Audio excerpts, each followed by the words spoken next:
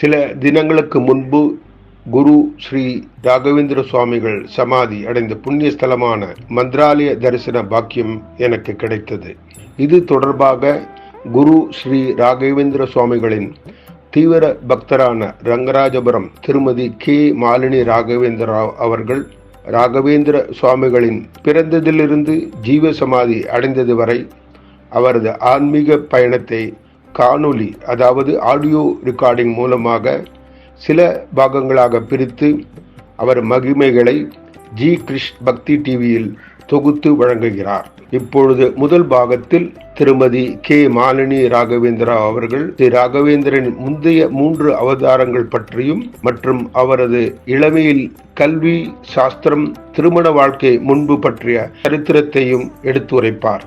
திருமதி மாலினி அவர்கள் ஸ்ரீதேவி மகாத்மியம், மூகாசாரம், சௌந்தரிய லகரி, இந்தியா மற்றும் USA வாழும் பக்தர்களுக்கு ஆன்லைன் மூலமாக பயிற்சி வகுப்புகள் நடத்தி வருகிறார். ஜி கிருஷ் பக்தி டிவி நேயர்கள் சார்பாகவும் என் சார்பாகவும் திருமதி கே மாலினி ராகவேந்திரா அவர்களுக்கு நெஞ்சார்ந்த நன்றியை தெரிவிக்கின்றேன். இக்காணொலியை கேட்டும் பார்த்தும் மற்றவர்களுடன் பகிர்ந்தும் குரு ஸ்ரீ ராகவேந்திர சுவாமிகளின் அருளை பெறலாம். வாருங்கள். நன்றி. ஜி கிருஷ் பக்தி டிவி. ஸ்ரீ கணேசாய நமஹ, ஸ்ரீ காமாட்சியை நமஹ, ஸ்ரீ குருப்யோம் நமஹ. எல்லாருக்கும் நமஸ்காரம். இன்றைக்கு நாம் ஸ்ரீ மந்திராலய மகான் ஸ்ரீ ராகவேந்திரரின் புண்ணியமான சரித்திரத்தை கேட்கலாம். பூஜ்யாய ராகவேந்திராய சத்யதர்ம ரதாய ச பஜதாம் கல்பவ்ருக்ஷாய நமதாம் காமதேனவே. மந்திராலயம் என்னும் கிராமம் ஸ்ரீ ராகவேந்திரரின் நாமம். பக்தர்களின் மனமே அவர் வாழும் மந்திராலயமே. ஸ்ரீ ராகவேந்திராய நமஹ என்ற அஷ்டாட்சர மந்திரம் உச்சரித்தால் பாவங்கள் தீரும், புண்ணியங்கள் சேரும், பக்தி பெருகும். ஸ்ரீ ராகவேந்திரர் கேட்கும் வரம் கேட்டபடி குறையின்றி பக்தர்களுக்கு அருளும் காமதேனுவாகவும் கல்பவ்ருக்ஷமாகவும் மந்திராலயத்தில் ஜீவசமாதியில் வாழ்ந்து கொண்டிருக்கிறார். பூர்வ ஜன்ம புண்ணியம் இருந்தால்தான் மூல பிருந்தாவன தரிசனம் கிட்டும். ஸ்ரீ ராகவேந்திரர் 16ஆம் நூற்றாண்டில் வாழ்ந்த மகான். இவர் வைணவ நெறியையும் ஸ்ரீ மத்வாச்சாரியார் நிலைநாட்டிய துவைத சித்தாந்தத்தை போதித்தவர். ராகவேந்திரரை பற்றி தெரிந்து கொள்வதற்கு முன்பு மத்வ கிரந்தங்களிலும் நூல்களிலும் அவருடைய முந்தைய அவதாரங்களை பற்றி சொல்லியிருப்பதை தெரிந்து கொள்ளலாம். ராகவேந்திரரின் மூல ரூபம் சங்குகர்ணர். சத்யலோகவாசியான சங்குகர்ணர் தினந்தோறும் பிரம்மதேவர் அனுஷ்டிக்கும் மகா விஷ்ணு பூஜைக்கு பூக்களை சேகரித்து கொண்டு வரும் தேவதை. ஒரு நாள் பூக்கள் கொண்டு வர தாமதம் ஏற்பட்டதனால் பிரம்மதேவர் சங்குகர்ணரை அசுரகுலத்தில் பிறக்க கடவாய் என்று சபித்து விட்டார். வாட்டத்துடனும் வருத்தத்துடனும் இருக்கும் சங்குகர்ணரை நாரத மகரிஷி சமாதானப்படுத்தினார். சங்குகர்ணா, பிரம்மன் கொடுத்த சாபம் உனக்கு வரமாக மாறும். அடுத்து உனது அவதாரத்தில் ஸ்ரீ ஹரியே உன் பக்திக்கு மெச்சி அவதரிப்பார். சங்குகர்ணர் மிகவும் சந்தோஷம் அடைந்தார். சங்குகர்ணர் அடுத்த பிறவியில் பிரஹ்லாதராக அவதரித்தார். முதல் அவதாரம் பிரஹ்லாத அவதாரம். இனி பிரஹ்லாதராஜரை பற்றி அறிந்து கொள்ளலாம். ஹிரண்யகசிபு கயாத்துக்கு மகனாக பிறந்தவர் பிரஹ்லாதர். தேவாசுர யுத்த சமயத்தில் கயாத்து நாரதரிடம் அடைக்கலம் புகுந்தார். கர்ப்பிணியாக இருக்கும் கயாத்துக்கு நாரதர் நாராயணனின் அஷ்டாட்சர மந்திரம் மற்றும் ஹரியின் கதைகளையும் லீலைகளையும் எடுத்துரைத்தார். கயாத்து அசதியில் உறங்கிவிட்டாள். கர்ப்பத்தில் இருக்கும் சிசுவான பிரஹ்லாதன் நாரதர் ஹரியின் கதைகள் சொல்ல சொல்ல கொட்டி கேட்டாராம். ஓம் நமோ நாராயணாய நமஹ என்ற அஷ்டாட்சர மந்திரத்தை தாய் கர்ப்பத்தில் இருந்தபடியே கற்றுக்கொண்டாராம். ஹரி சர்வத்ர சதா என்று சொல்வதை போல சதா சர்வ காலமும் ஹரியின் நாமமே பிரஹ்லாதனின் நாவிலே. ஹரித்வேஷியான தன் தந்தை ஹிரண்யகசிபு பலவிதமாக துன்புறுத்தினாலும் நாராயணன் நாமம் பிரஹ்லாதனின் நாவில் நாட்டியம் செய்து கொண்டே இருக்குமாம். எதையும் பொருட்படுத்தாமல் ஹரியின் தியானத்தில் வளர்ந்த பாலகன் பிரஹ்லாதன். இறுதியில் ஹிரண்யகசிபு பிரஹ்லாதனிடம், எங்கே உன் ஹரி, காண்பித்துக் கொடு என்று கேட்க, பிரஹ்லாதன், அவர் தூணிலும் இருப்பார், துரும்பிலும் இருப்பார் என்று பதிலளித்தான்.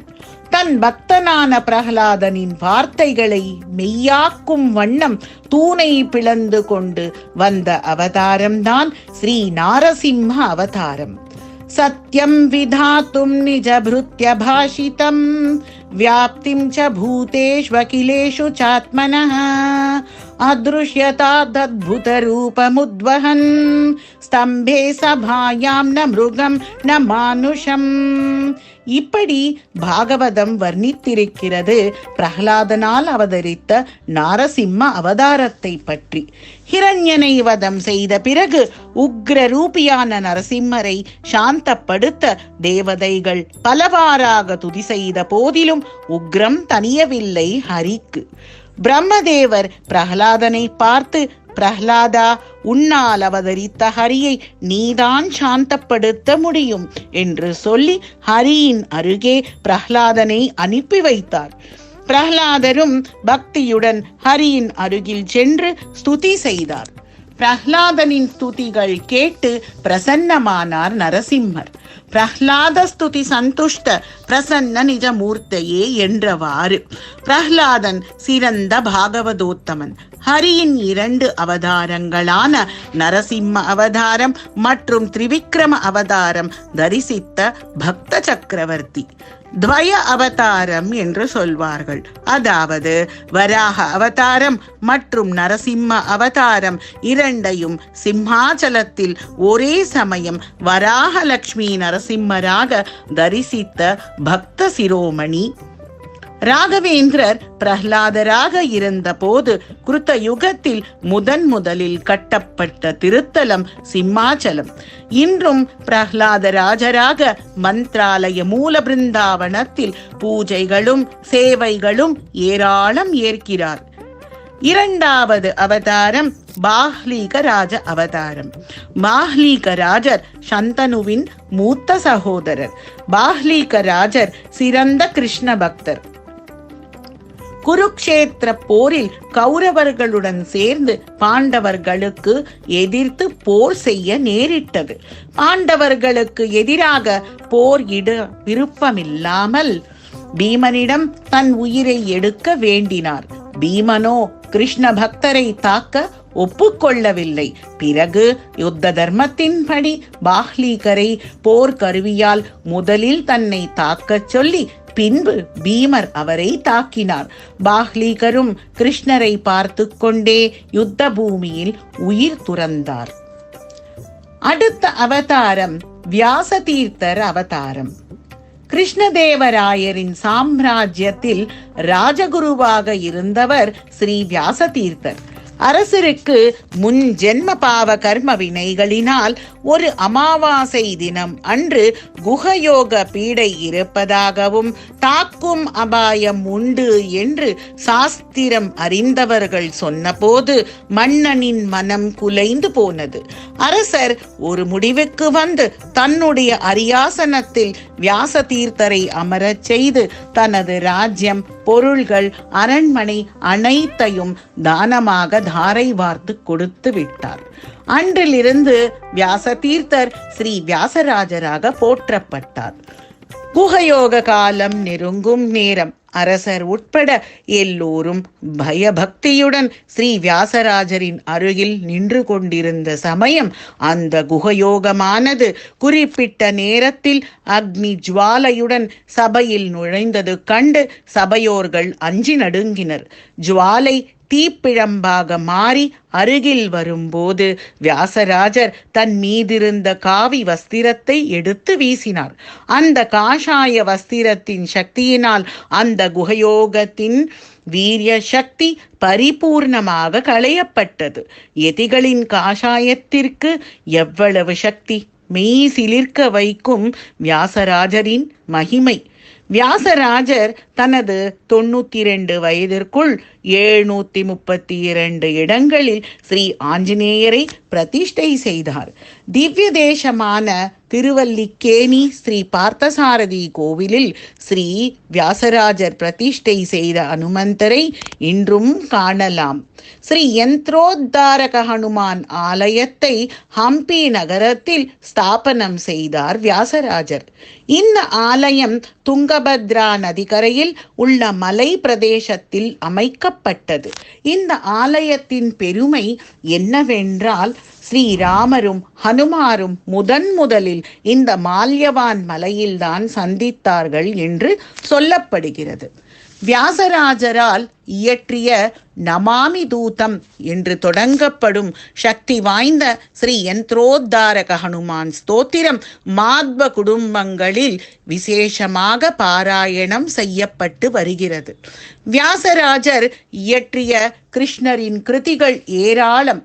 அதில் இன்றும் பிரசித்தி பெற்று எங்கும் ஒலித்து கொண்டிருக்கும் கிருஷ்ணா நீ பேகனே பாரோ, கிருஷ்ணா நீ பேகனே பாரோ என்பது ஒன்றாகும். வியாசராஜர் திருமலையில் 12 ஆண்டு காலம் வாசம் செய்து கலியுக வரதனான ஸ்ரீனிவாச பெருமாளை பூஜித்தார். அப்படி திருமலை தெய்வத்தை தரிசிக்க செல்லும் போது தன் பாதங்கள் திருப்பதி படிகளில் படக்கூடாது என்றெண்ணி முழங்கால்களால் மண்டியிட்டு மலை ஏறினாராம். தெய்வ பிறவிகளால் மட்டும்தான் இப்படியெல்லாம் செய்திட முடியும். இன்றும் காணப்படும் திருமலை திருப்பதி ஆனந்த நிலைய கோபுரத்தில் பூவராகரை பார்த்த வண்ணம் இருக்கும் ஸ்ரீ விமான வெங்கடேஸ்வரர் ஸ்ரீ வியாசராஜரால் பிரதிஷ்டை செய்யப்பட்டது. வியாசராஜர் ஹம்பிக்கு அருகில் துங்கபத்ரா நதி மத்தியில் ஒரு திடலில், அதாவது நவபிருந்தாவனத்தில் ஜீவசமாதி ஆனார். அடுத்த அவதாரம் நாம் ஆவலுடன் எதிர்பார்க்கும் ஸ்ரீ ராகவேந்திர அவதாரம். ஸ்ரீ ராகவேந்திரர் மனித உருவத்தில் வந்த ஒரு தெய்வீக தூதுவன், டிவைன் மெசஞ்சர். ஒவ்வொரு யுகத்திலும் ஸ்ரீ ஹரி அவதாரம் மேற்கொண்டார். ஆனால் கலியுகத்தில் ஸ்ரீஹரி தனக்கு பதிலாக எத்தனையோ மகான்களை அவதரிக்க செய்தார். அதில் ஸ்ரீ ராகவேந்திரர் மிகவும் விசேஷமானவர். ஸ்ரீ ராகவேந்திரர் ஒரு யுக புருஷர். கிருதயுகத்தில் பிரஹ்லாதராகவும், துவாபர யுகத்தில் பாஹ்லீக ராஜராகவும், கலியுகத்தில் வியாசராஜராகவும் ராகவேந்திரராகவும் அவதரித்தார். இந்த கலியுகத்தில் பக்தர்களை அனுகிரகிக்க வந்த மகான். ஸ்ரீ திம்மண்ண பட்டர் கோபிகாம்பா தம்பதிகள் திருமலை வெங்கடமுடையானை வேண்ட வரப்பிரசாதமாக பிறந்தவர் ஸ்ரீ ராகவேந்திரர். புவனகிரியில் 1595 ஆண்டில் பால்குண மாதம் சுக்ல பக்ஷம் சப்தமி திதி குருவாரம் மிருகசீரா நட்சத்திரத்தில் புண்ணியமே வடிவெடுத்து வந்தது போல ஸ்ரீ ராகவேந்திரரின் பூர்வாசிரம பெயர் வெங்கடநாதர். இவரின் பூர்வாசிரம சகோதரர் குருராஜர். பூர்வாசிரம தமக்கை வெங்கடாம்பாள்.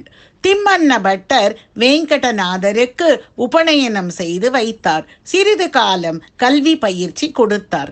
வெங்கடநாதர் மிக சிறு வயதிலிருந்தே நல்ல அறிவாற்றல் கொண்டவர். தந்தையின் மறைவிற்கு பிறகு தன் மூத்த சகோதரனான குருராஜரிடம் இருந்து அடிப்படை கல்வி பயின்றார். மதுரையில் உள்ள தன் மைத்துனரான லக்ஷ்மி நரசிம்மாச்சாரியாரிடம் வேத சாஸ்திரங்களை பயின்றார். சிறு வயதிலேயே மிகவும் கடினமான பாடங்களையும் கூட சுலபமாக கிரகிக்கும் ஞானம் உள்ளவர் வெங்கடநாதர். இன்னும் மென்மேலும் சாஸ்திரங்களில் பயிற்சி மேற்கொள்ள கும்பகோணத்தில் உள்ள தனது குருவான ஸ்ரீ சுதீந்திர தீர்த்தரின் ஆசிரமத்தில் வந்து சேர்ந்தார்.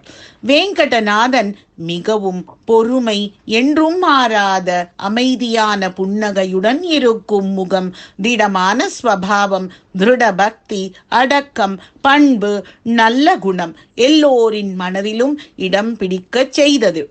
வேங்கடநாதரின் மந்திர சக்தி, தெய்வீக குணம் பற்றி ஊரில் ஒலிக்க ஆரம்பித்து குருவான ஸ்ரீ சுதீந்திரரின் செவிகளுக்கும் எட்டியது. வேங்கடநாதனின் பணிவு, ஒழுக்கம், ஞானம் கண்டு சுதீந்திரர் மனதில் மிகவும் சந்தோஷம் கொண்டார். ஒரு நாள் குரு சுதீந்திரர் வேங்கடநாதரை அழைத்து, வேங்கடநாதா, கல்வி, வேதம், சாஸ்திரம் எல்லா பயிற்சிகளும் நன்றாக நடந்து முடிந்தது. இனி உனக்கு திருமணம் செய்து கொள்ளும் வயது வந்துவிட்டது. உனக்கு தகுந்த பெண்மணியை விவாகம் செய்து கொள் என்று ஆசீர்வதித்து அனுப்பி வைத்தார். இனி ராகவேந்திரரின் திருமண வாழ்க்கையை பற்றி அடுத்த பகுதியில் பார்க்கலாம். ஸ்ரீ ராகவேந்திராய நமக. சர்வம் ஸ்ரீ கிருஷ்ணார்ப்பணமஸ்து.